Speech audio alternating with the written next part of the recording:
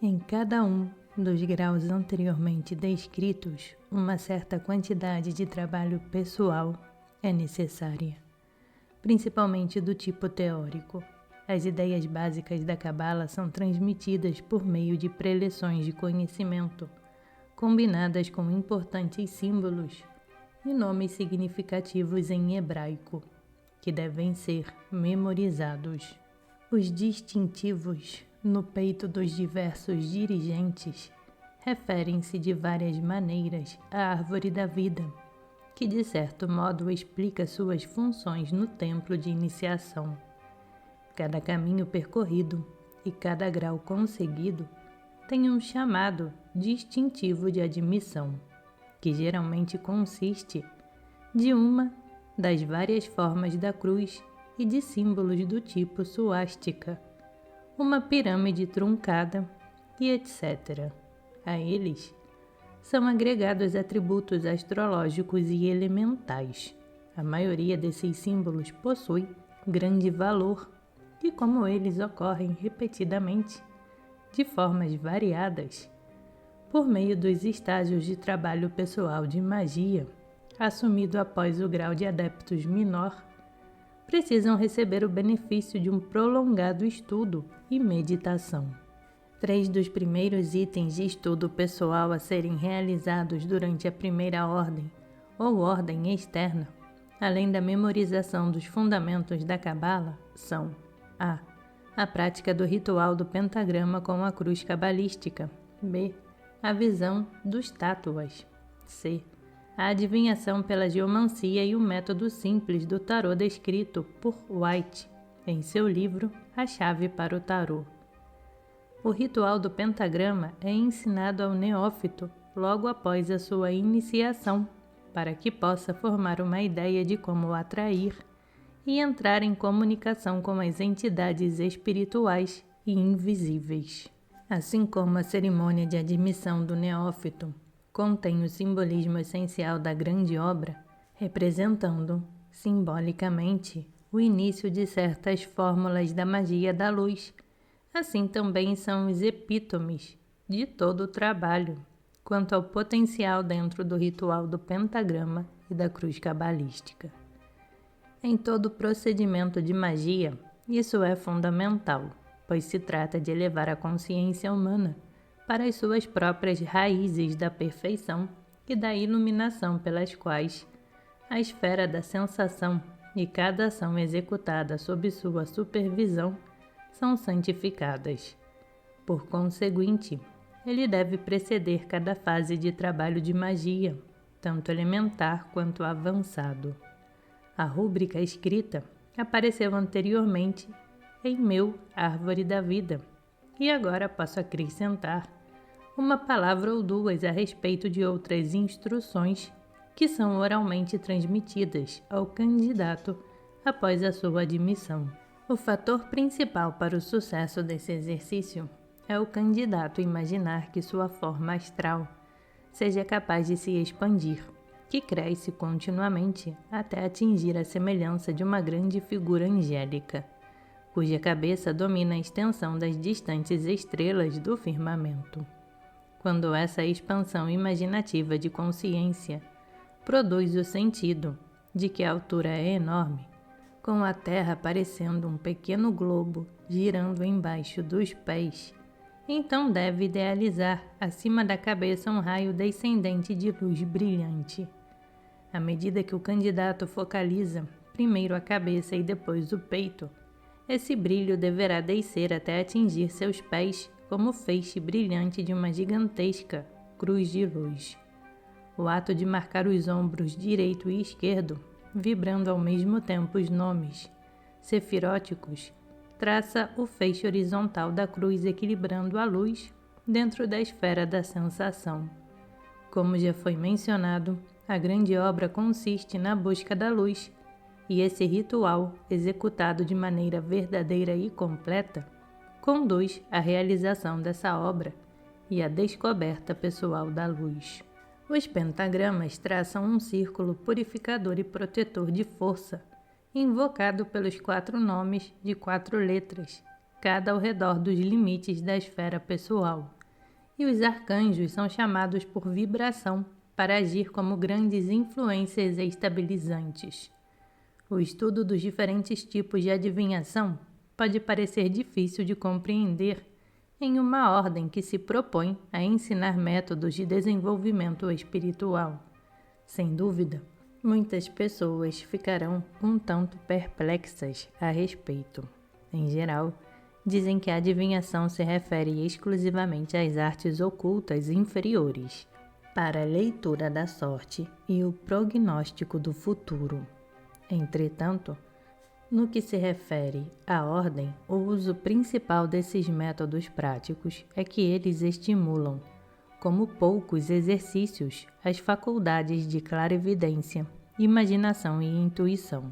Apesar de certas leituras ou interpretações baseadas na geomancia e nos símbolos do tarô serem encontradas em livros apropriados, esses métodos não levam à produção de uma descrição apurada das causas espirituais por trás dos acontecimentos materiais. Essas interpretações são costumeiras para o iniciante da arte, pois ele precisa de uma base das principais definições empregadas e sobre as quais as suas próprias meditações poderão evoluir.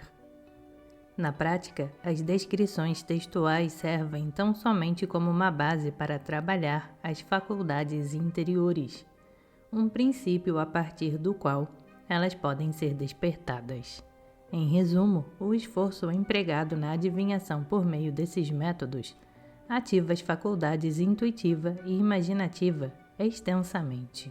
Todos nós, sem exceção e até um certo grau, temos essa faculdade de adivinhar, variando somente na habilidade de torná-la manifesta. Na maioria das pessoas, essas faculdades são totalmente adormecidas. Embora a adivinhação como processo artificial possa ser completamente desnecessária e um impedimento para as percepções refinadas de um adepto desenvolvido, que não precisa dessa convenção para certificar-se de onde algo vem e para onde vai, esses complementos e estímulos têm o seu lugar apropriado para o neófito. Para aqueles que estão estudando, eles não somente são legítimos, mas úteis e necessários. Pode ser interessante para o leitor tentar primeiro adquirir conhecimento intuitivo sobre qualquer assunto sem ajuda da adivinhação, e poderá então verificar como é extremamente difícil começar, escolhendo qualquer fato ou incidente que agirá como ativador do mecanismo interno. Ao fracassar, é preciso ver o quanto seria vantajoso utilizar um dos sensatos métodos da ordem. Não há dúvida de que a abertura da mente para a percepção intuitiva é consideravelmente ajudada por esses métodos. Isso é realmente verdadeiro no que diz respeito ao extenso método do tarô, que era transmitido ao iniciado, enquanto se empenhava na realização do programa do Adeptus Minor. Como todas as técnicas da magia, a adivinhação está aberta ao abuso. Entretanto, como deve ser repetidamente reiterado, o fato de que o abuso seja possível não condena totalmente a técnica. A aplicação do sentido lógico à arte da magia é tão necessária quanto em qualquer outra arte. Há pouco tempo, em um dos templos, houve um movimento para eliminar o estudo e a prática da geomancia do programa de treinamento da ordem externa. A tendência era simplificar o caminho do adepto de maneira a reduzir os requisitos práticos ao mínimo necessário, eliminando as fases do trabalho que não são conseguidas de forma natural e cujo estudo pode envolver um grande esforço. A maioria dos candidatos admitidos a esse templo, durante os últimos 5 anos ou mais, tornou-se totalmente desprovida de conhecimento dessa técnica. Originalmente, a astrologia era ensinada como parte da rotina normal. Toda a instrução sobre essa matéria parece agora ter sido completamente extirpada dos documentos da ordem. Nesse momento, talvez a omissão não faça nenhuma diferença, mas durante muitos anos, muita atenção foi dada a esse assunto por pesquisadores sinceros e honestos, e muitos livros clássicos foram publicados explicando suas problemáticas. Tudo o que a Ordem exige do Adeptus Minor é que ele seja capaz de desenhar um mapa mostrando a posição dos planetas e seus signos, como preparação de certas operações que exigem a invocação das forças zodiacais. Aqui, a visão tátua requer muito pouca menção, pois instruções completas desse método técnico de adquirir a clarividência constam de um volume posterior. Elas são compostas de uma série de documentos e instruções verbais transmitidas dentro da ordem. Como essas informações verbais e documentos estavam espalhados, foi necessário reorganizar o assunto todo. Entretanto, nessa reorganização, eu não expressei os meus pontos de vista sobre qualquer fase da técnica, restringindo o trabalho unicamente a reescrever o material em meu poder. Pode ser interessante para o crítico psicológico refletir sobre o fato de que foi essa técnica para a qual a maioria dos membros da ordem dedicou a maior atenção. Há uma técnica na qual, mais do que qualquer outra ramificação da obra, há uma oportunidade maior de decepção, engano e de auto-engano. Embora, de muitas formas, a técnica da ordem possa parecer diferente do método de visão descrito em meu Árvore da Vida, as duas são essencialmente as mesmas, pois ensinam a necessidade da formação imaginativa de uma forma intelectual ou astral, o corpo de luz, visando a exploração das diferentes regiões da Árvore da Vida ou das várias camadas de nossa estrutura psíquica. Os aspectos mais simples dessa investigação são ensinados logo após o grau do Philosophus, apesar de, naturalmente, todas as possibilidades desse método e os detalhes completos do lado técnico somente se revelarem depois que os ensinamentos da segunda ordem forem recebidos. Além desses métodos técnicos, encontrei meditações sobre os símbolos e as ideias do sistema todo, nas quais frequentemente era sugerido que o estudante repassasse as cerimônias, depois de ter atingido os graus, e as enaltecesse em sua imaginação para poder revivê-las tão vividamente quanto foram no templo. O exercício prático que acompanhava o grau do portal era um exercício em que o aspirante incrementava em sua imaginação uma forma simbólica da árvore da vida cabalística, prestando primeiro uma particular atenção à formulação do pilar do meio, na esfera da sensação ou aura.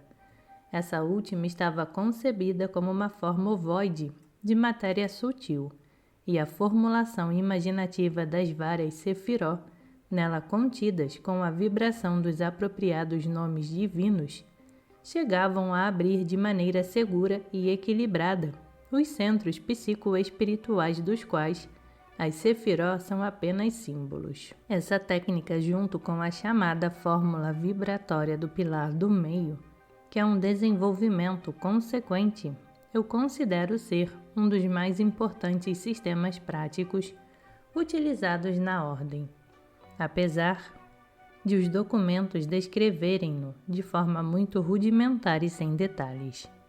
No entanto, ele é capaz de se expandir em diversas e impressionantes direções. Discuti e expandi essa técnica extensivamente em meu livro A Arte da Verdadeira Cura. Limitei-me até agora a uma curta visão da rotina estabelecida na primeira ordem, ou ordem externa da Golden Dawn. O gradativo treinamento de toda a ordem externa é um preparo para o trabalho prático a ser realizado na ordem interior, ou segunda ordem da Roseae Rubeae et Aureae Crucis.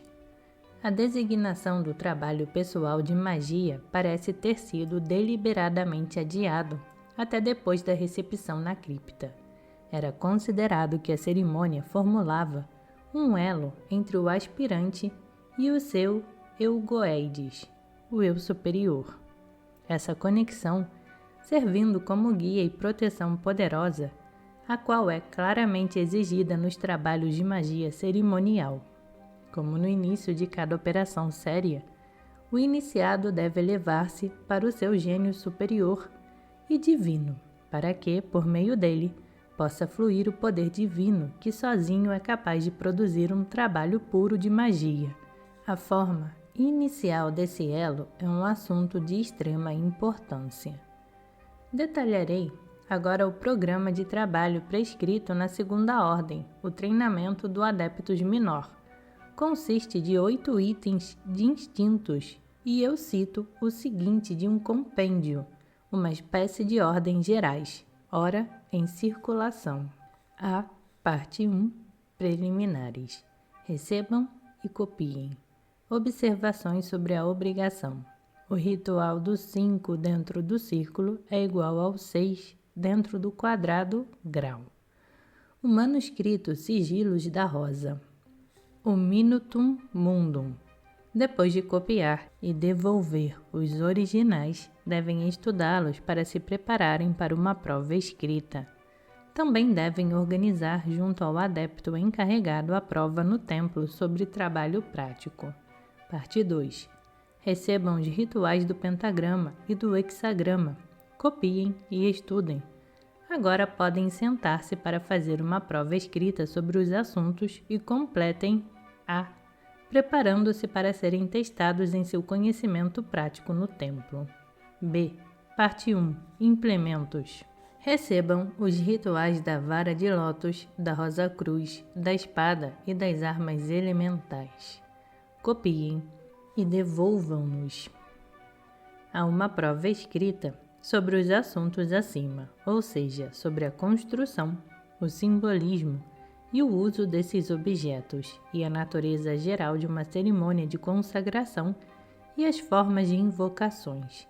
Essa prova pode ser feita antes ou em qualquer fase do trabalho prático. Parte 2. Consiste na produção dos implementos que devem ser considerados apropriados antes de sua consagração na presença de um dirigente ou de um adepto qualificado. O fabrico e a consagração são efetuados na ordem mencionada acima, a menos que prefiram realizar todo o trabalho prático primeiro e organizando a consagração conforme seja conveniente. G. Parte 1. Fórmulas do neófito. Recebam e copiem. Z. 1 sobre os símbolos e fórmulas do ritual do neófito. Z3. Os simbolismos do neófito nessa cerimônia. Copiem os desenhos das formas divinas do ritual do neófito. Agora, a prova escrita sobre os manuscritos Z pode ser realizada. Parte 2. Descrever ao dirigente ou a outro adepto qualificado do templo a disposição do templo astral e a posição relativa das formas no templo. Criar qualquer forma divina necessária, fazendo uso do nome capta correto.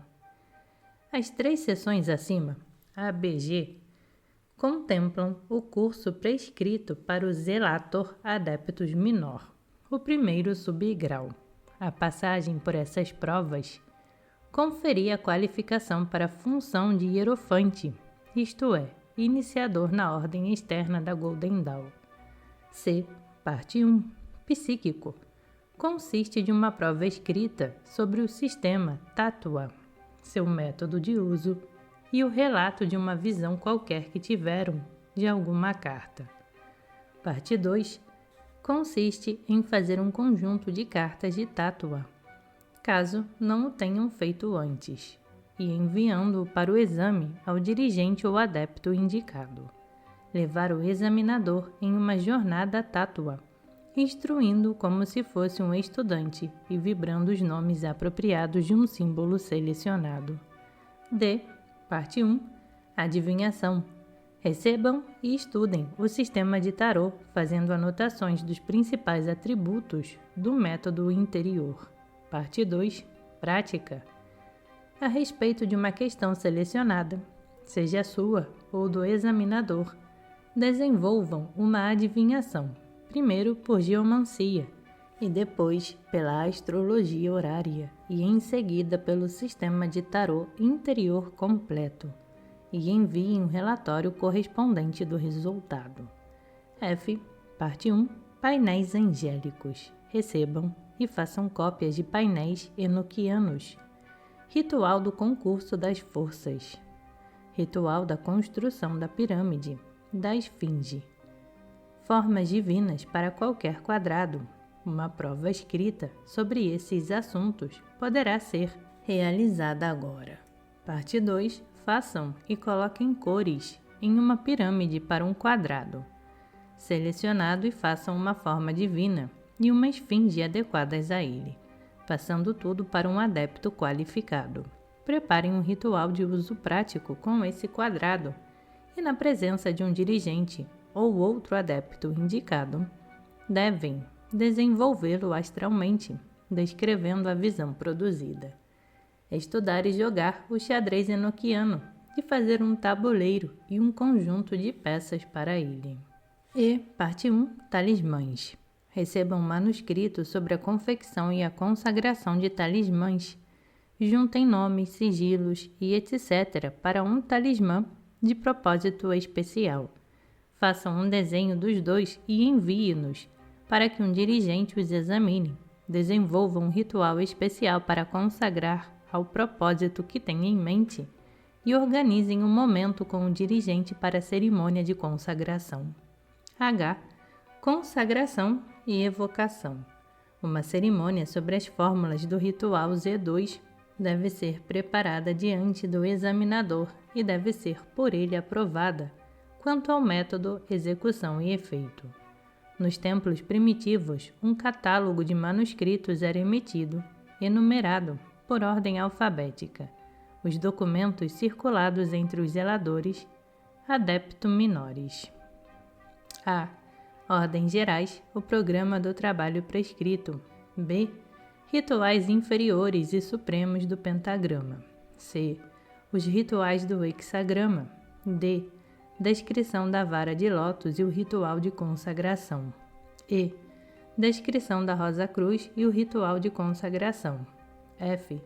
Sigilos da rosa. G. A espada e 4 implementos com o ritual de consagração. H. Clavícula. Tabularum Enoque. J. Notas sobre a obrigação do adeptus menor. K. Cerimônia de consagração da cripta. L. Preleção de história. M. Visão de Hermes e figuras lineares das Sefiró. N. O. P. Q. R. Tratado completo sobre o tarô com mapas estelares. S. Os atributos dos painéis de Enoque. T. O livro das chaves angélicas ou chamadas. U. Preleção sobre o homem, o microcosmo. W. O dos chameleones. O minutum mundum. X. As formas divinas egípcias aplicadas aos quadrados de Enoque. Y. Xadrez enoquiano.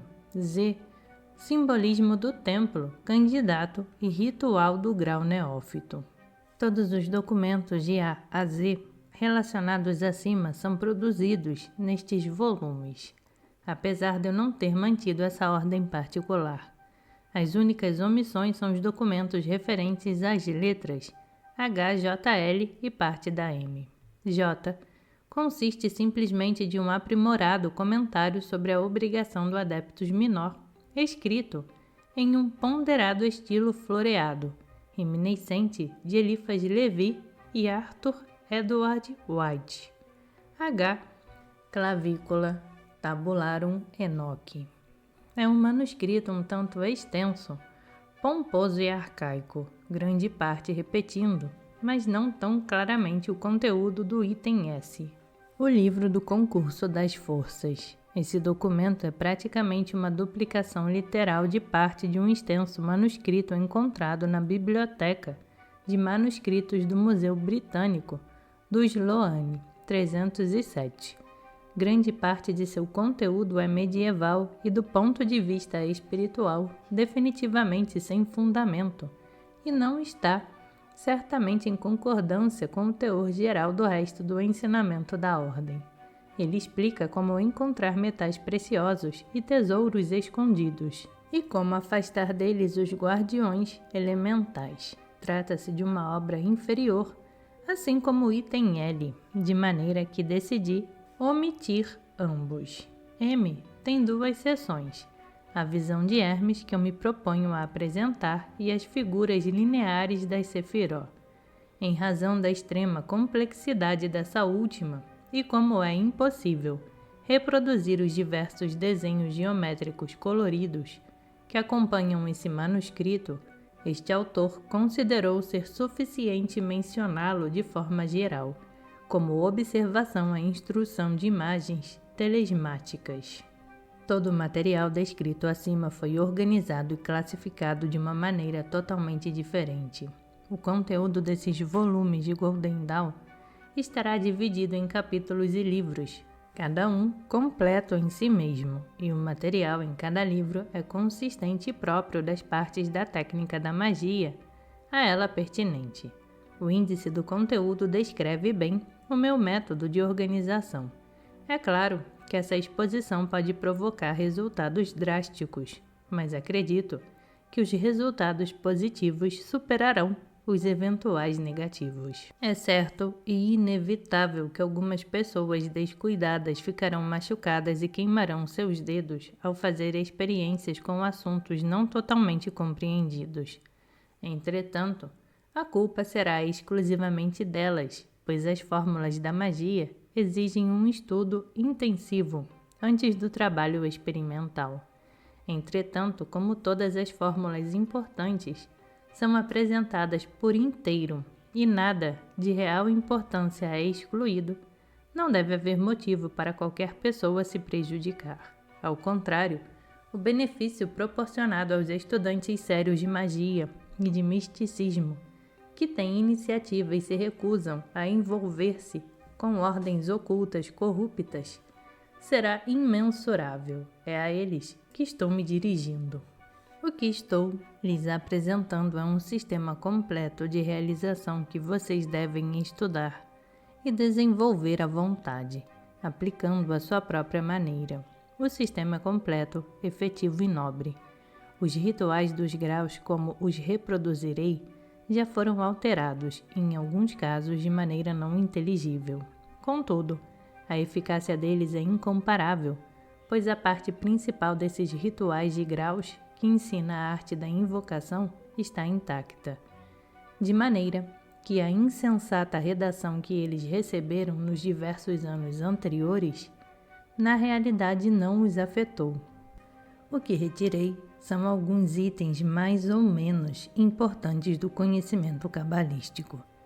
Se o leitor achar que tem valor ou que precisa deles para obter um conhecimento completo, poderá encontrá-los estudando os textos cabalísticos do Zohar e do Sefer Yetzirah, atualmente traduzidos em várias línguas, ou algumas obras como a Santa Cabala de White.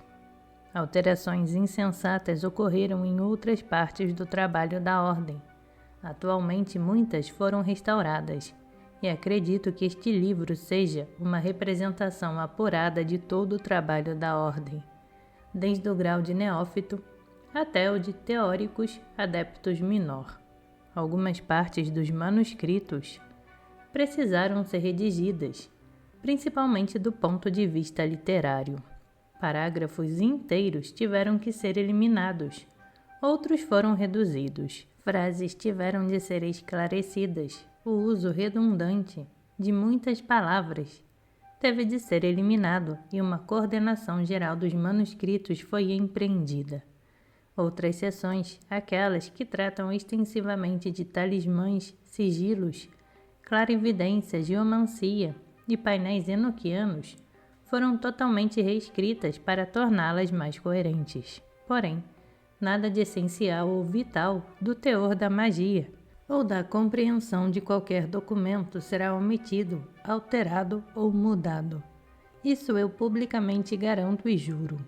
Sempre que achei necessário fazer um comentário a respeito de qualquer assunto, a fim de esclarecer um problema ou indicar os seus antecedentes ou ligações em outras partes da obra, esse comentário ou observação foi marcado com as minhas iniciais. Agora quero enfatizar ao leitor sincero e cujo desejo é estudar esse sistema de magia, a necessidade de prestar muita atenção ao esquema dos rituais dos graus. Conseguir uma visão geral do todo é estudar cada ponto, seu movimento e seu ensinamento. Isso deve ser repetido várias vezes até que sua mente mova-se facilmente de um ponto do ritual para outro. O esboço resumido desses rituais apresentados nesta introdução pode ser de muita ajuda nessa tarefa. Também deve estudar os diagramas da disposição do templo e criar em sua imaginação uma clara e viva imagem desse templo, completo, com seus dirigentes e os seus movimentos. Dessa maneira, será mais fácil programar uma forma simples de autoiniciação, assim como será simples adaptar o contexto ao alto desempenho. Porém, uma cuidadosa e detalhada análise de todo o sistema deve preceder qualquer trabalho prático, a fim de evitar o sério perigo de danos. Antes de tudo, a linguagem deve ser dominada e as ideias simbólicas de todo o sistema devem ser assimiladas e incorporadas nas próprias fibras do ser. O conhecimento intelectual de cada aspecto do assunto é tão necessário quanto a integridade pessoal e a dedicação abnegada a um ideal. De fato, a sinceridade é o escudo mais confiável que o estudante pode ter. E caso negligencie o domínio intelectual do assunto, logo descobrirá onde se situa o seu calcanhar de Aquiles. Portanto, a combinação desses dois fatores são a única salvaguarda, o requisito fundamental para uma percepção do significado da magia. Eles não são apenas a base segura, mas também contribuem para a contínua lembrança do objetivo final, cujo entendimento é revelado por meio da penetração à raiz do assunto, e sem o qual o estudante pode facilmente desviar-se do estreito caminho que está diante dele. De nada vale o brilhantismo da capacidade intelectual, de nada vale a ardente sinceridade ou potencial de poder mágico, se o estudante não se lembrar de que eles devem estar sempre aplicados à grande obra. O conhecimento e o diálogo com o gênio superior e divino. Poder sem sabedoria, disse um poeta, é o nome da morte.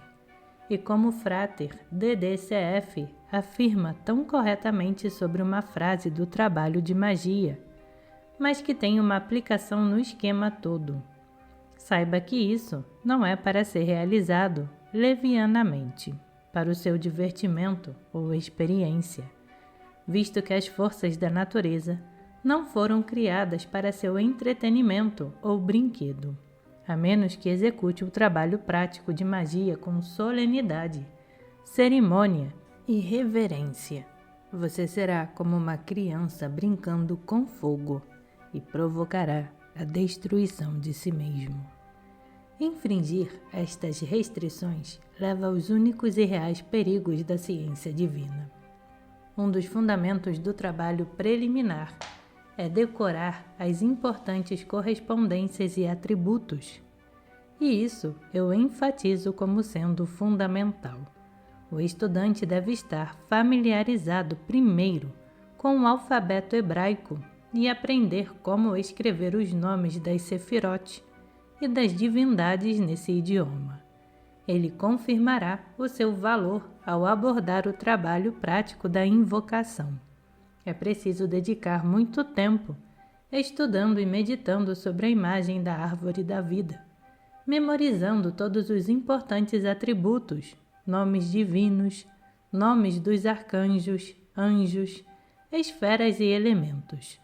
Todos os símbolos referidos nas insígnias dos dirigentes devem ser cuidadosamente meditados, como também os vários distintivos de admissão, e outros símbolos proporcionados nas preleções de conhecimento.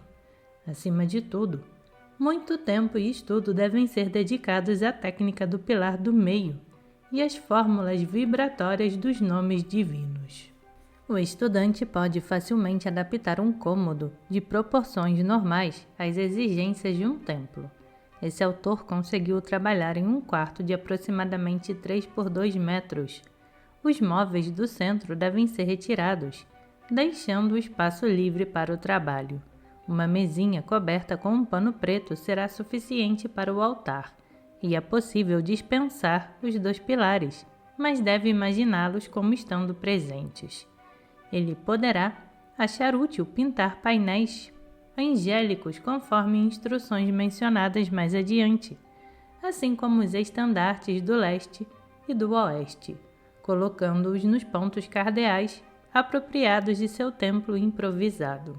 Se conseguir pequenos modelos em gesso das cabeças do querubim, o leão, a águia, o touro e o homem, e colocá-las nos locais apropriados, isso fará com que, aliados aos painéis, proporcionem uma boa quantidade de vitalidade e atmosfera mágica do templo. Na realidade, o que essas figuras conferem é um tanto sutil e talvez até indefinível. Entretanto, elas não são essenciais e podem ser dispensadas. Mas como a magia funciona pela intervenção de símbolos e emblemas, o ambiente da esfera do estudante com as corretas formas do simbolismo mágico ajuda na impressão desses símbolos dentro da aura ou esfera de sensação, o verdadeiro templo da magia.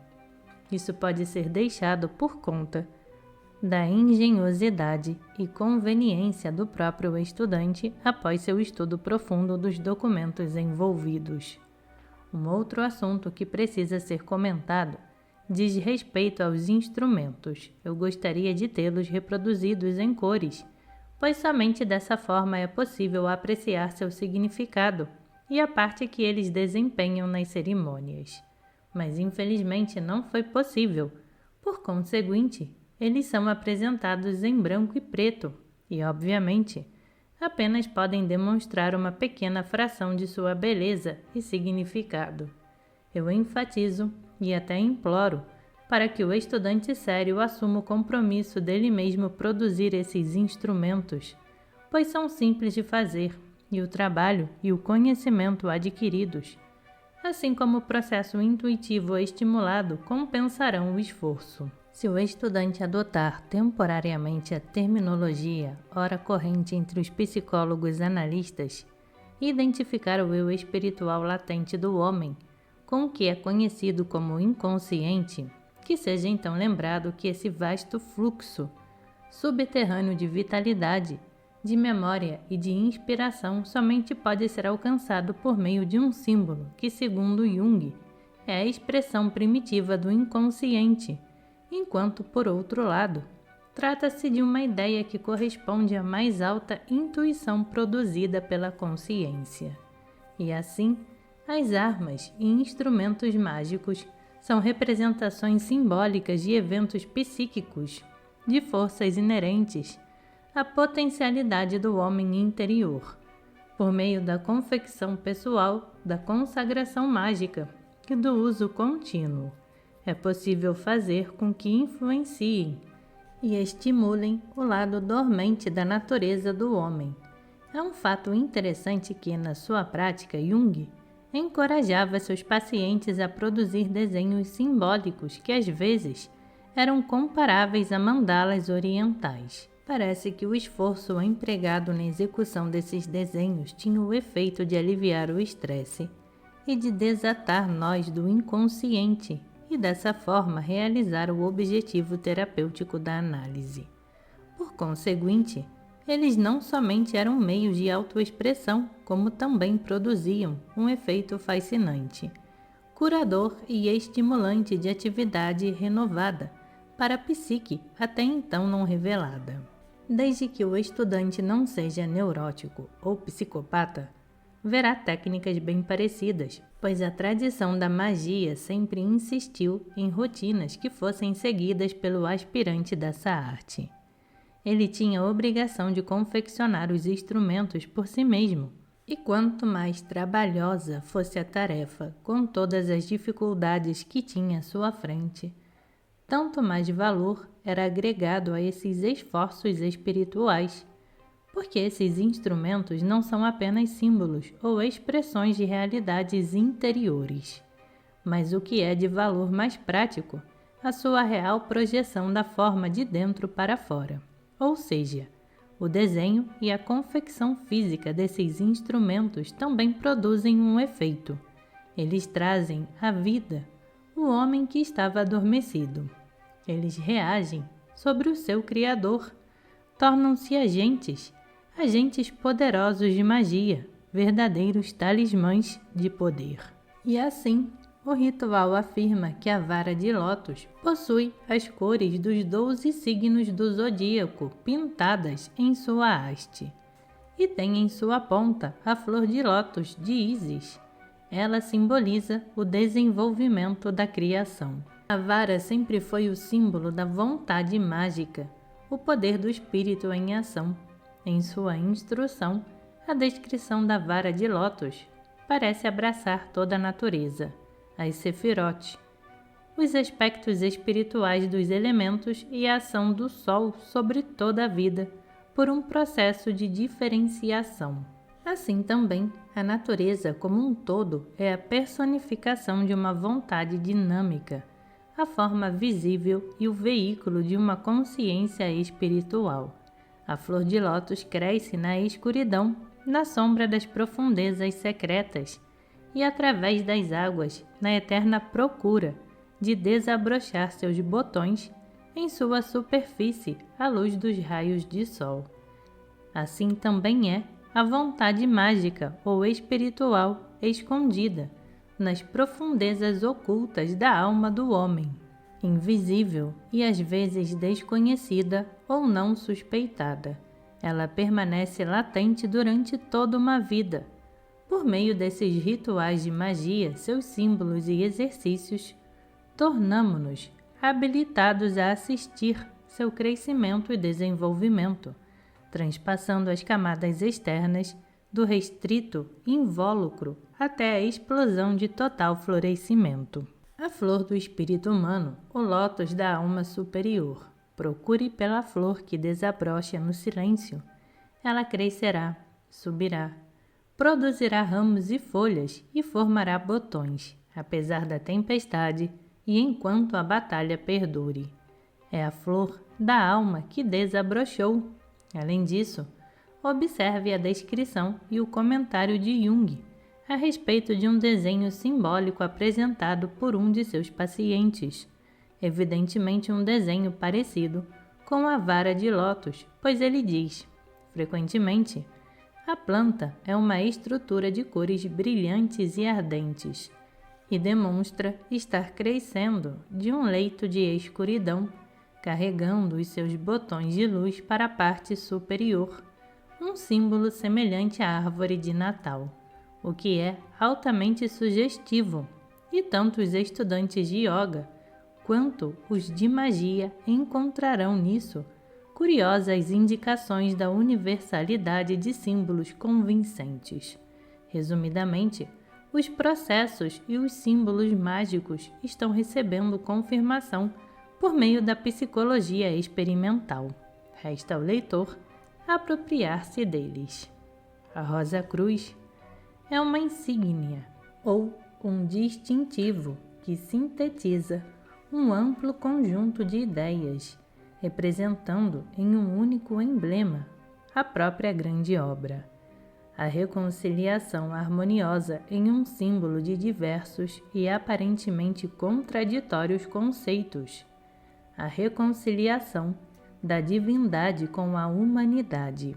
Trata-se de um símbolo de alta consideração a ser portado sobre o coração durante as atividades importantes.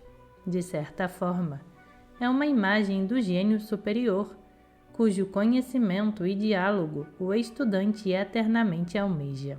Nos rituais, ela é descrita como a chave dos sigilos e dos rituais. A espada é uma arma que simboliza a crítica, faculdade dispersiva da mente. Ela é usada quando são exigidos vigor e força, e de maneira particular, mais para banir do que para invocar. Como se o intelecto consciente estivesse aliado ao poder da vontade. Quando ela é usada em certas cerimônias de magia, como a ponta erguida, a sua natureza é transformada em um instrumento semelhante ao da vara. As armas elementais, a vara, a taça, a adaga e o pentagrama, são representações simbólicas das forças empregadas para a manifestação do eu interior, os elementos necessários para a encarnação do divino. Elas são atribuídas às 4 letras do tetragramaton. É importante confeccionar todas, porque ao criá-las e utilizá-las continuamente, de maneira inteligente e nas formas indicadas nos diversos rituais, o estudante encontrará um novo poder desenvolvendo-se nele, um novo centro de vida sendo edificado em seu interior. Uma última palavra de prudência. Tenho de advertir o estudante contra a tentativa de realizar cerimônias difíceis e complexas antes de ter um domínio total sobre as mais simples. As informações que apresentei em uma página anterior para o uso dos graus de adeptos menor funcionam razoavelmente bem. As cerimônias de consagração para os instrumentos mágicos são excelentes exemplos do trabalho cerimonial. Clássicos na natureza, eles são de estrutura e uso simples e permitem um ritual de fluxo fácil. Uma boa experiência pode ser adquirida com o uso constante deles, assim como de outros tipos de instrumentos que o próprio estudante confeccionar. Diversas coisas podem acontecer à sua mente, para as quais uma variedade de operações podem ser realizadas. É claro que isso somente se aplica àquela fase de seus estudos em que as correspondências e atributos preliminares foram completamente memorizados e compreendidos, e quando as meditações foram devidamente executadas. E alerta como este nunca é demais enfatizar. Acima de tudo, os rituais do pentagrama e do hexagrama devem ser memorizados a fim de que nenhum esforço seja necessário para lembrar, a qualquer momento, os pontos ou os ângulos dessas figuras, a partir dos quais é iniciada a invocação de uma certa força. Cerimônias curtas devem ser planejadas tendo por objetivo o uso frequente dessas figuras lineares, para que se tornem uma parte da própria forma, pela qual a mente funciona durante as cerimônias. Depois de algum tempo, e após uma considerável experiência com as fórmulas de consagração mais simples, o estudante com maior confiança em si mesmo e em sua capacidade ritualística volta-se para as cerimônias complexas, cujas fórmulas estão resumidas nos manuscritos E2. Essas cerimônias exigem bastante preparo, estudo intensivo e muitos ensaios e experiência. Além disso, não deve se decepcionar se no início os resultados não atenderem às suas expectativas. A persistência é uma virtude necessária e admirável, principalmente na magia, e o estudante precisa se esforçar para penetrar os motivos da aparente inutilidade ou puerilidade das metas dessas fórmulas, como a transformação, a evocação e a invisibilidade por intermédio de reflexão sobre as forças espirituais que deverão fluir nele para poder realizar esses objetivos. Ele também deve precaver contra a armadilha inerente à própria ordem, que pode levá-lo ao realizar apenas uma dessas cerimônias, ou passando superficialmente por uma prova de qualquer fase do sistema, a pensar que está com total domínio da técnica. O meu trabalho agora está completo, portanto, vamos trabalhar, meus irmãos, praticando a retidão, porque a noite sobrevém quando nenhum homem estiver labutando. Possa a luz, que está atrás do véu, brilhar através de ti, de teu trono ao leste, sobre os fratres e sorores da ordem, e lidere-os para o dia perfeito, quando a glória deste mundo passar e uma grande luz reluzir sobre o esplêndido mar.